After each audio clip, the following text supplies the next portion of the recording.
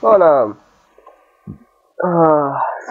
Vreau să fac un anunț, cum ar veni zis. Contul ăsta de Metin Doiron. Aș vrea, nu știu, să-l vând într-un fel. Fapt, aș vrea să fac ce ofertă aș avea pe el. Nu prea mai stau eu pe drop. M-am apucat acum recent de Forgotten cu niște prieteni. Că tot m-au chemat, hai să jucăm, hai să jucăm, hai să jucăm. Și nu știu, adică nu prea l-aș da. Dar depinde de ofertă, nu ce oferte am pe el. Și nu-i foarte slăbuț, nu pot să zici. 14 competențe, Ribu, 8 inteligență, 10 farme, 10 pădrinzătoare, War și Ninja plus 4, ăsta e Ribu. Tigru, 3 daune PM, 15 valoare atac, 1,5 KPV, 15 sabie, 3 corporal.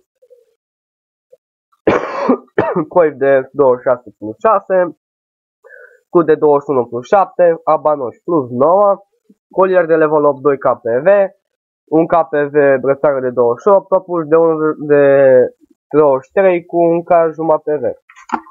3 nele de experiență, 2 medalii de cal, 721 ca bani în inventar, cu corpul 400 de defense. Aș da un skill în ăsta, dar după aia am strict tot gradul, da, este și dus. Deci, după mine contul nu-i slab. La level 35 să ai 12 KPV, eu zic că îi ceva.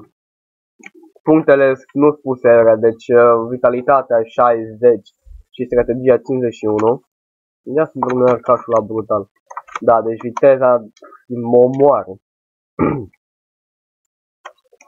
Deci, repet, contul îi PvP, nu-i PvM. Deci de-aia nu-i așa super bun. Eram că pic un FMS. Vreau că pic un FMS cu 50 mai departe ziceam ce? Nu mai vând nimic.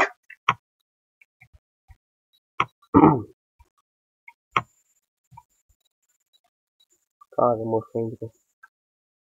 În fine. Deci, după dumneavoastră, după voi, s-ar merita, nu știu, pe iteme Forgotten să dau contul ăsta, la iteme bune. Asta logică mă rupe că cu ei mei. Ce e șartă. Da. Să duc pe pulă și reduc. Ce mai.